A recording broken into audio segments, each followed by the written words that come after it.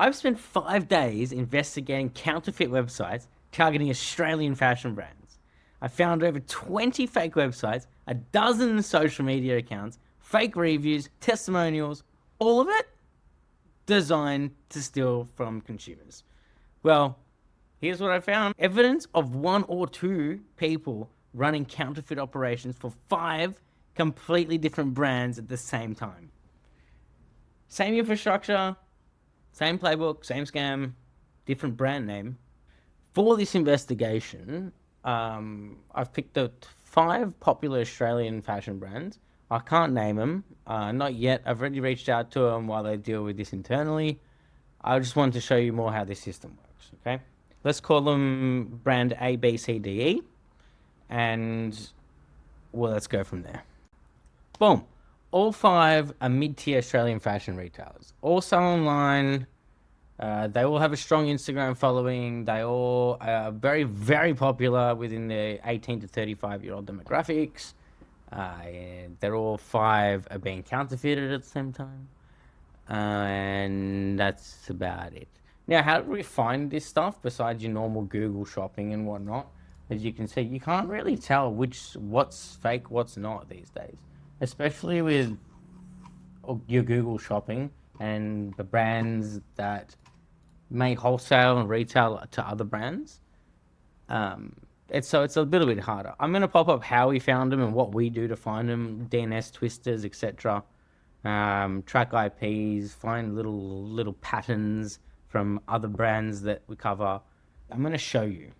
It might be a little bit blurred, but you'll be able to see what I'm talking about throughout this video. Here is a website that is a fake website.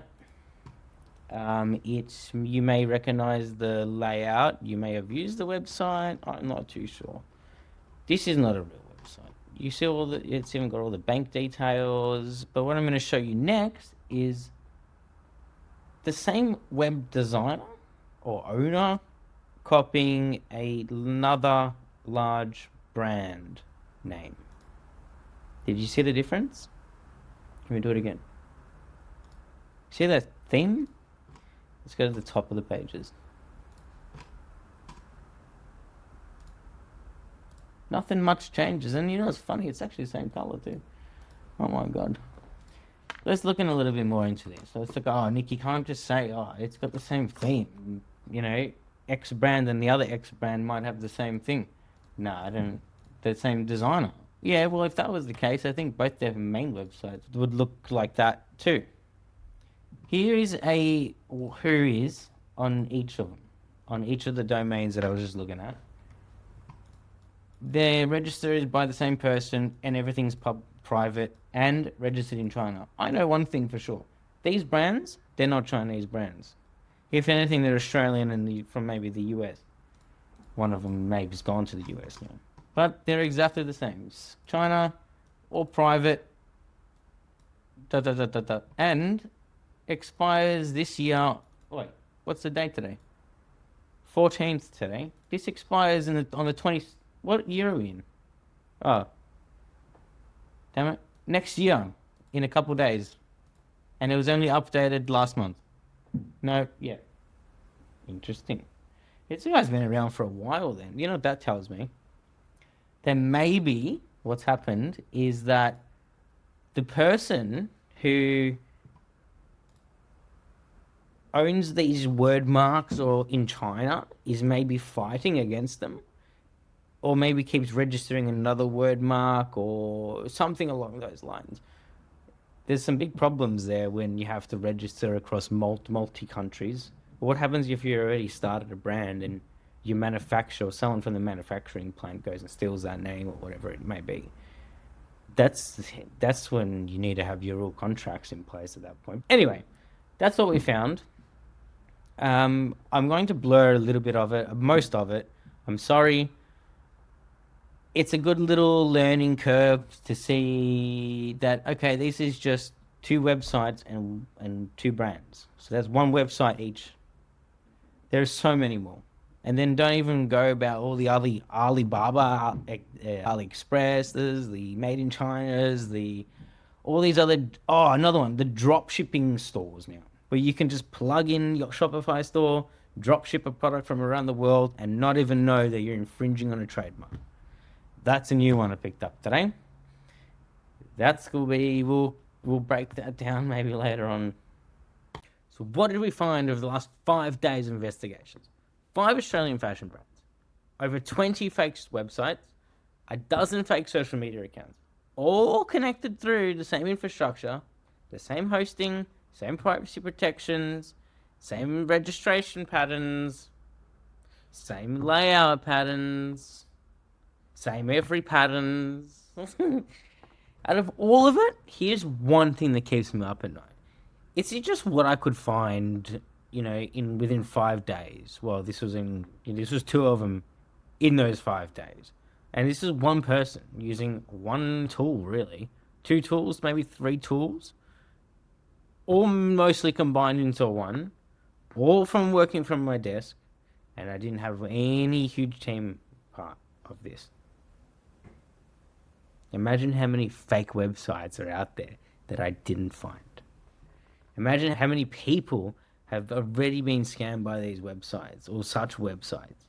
All online shopping scams cost, Australians, what is it? I think it was like $80 million a year. No one reports it. You just claim it back through your bank. You get insurance cash out. That's if you can prove it. It's a lot harder these days now.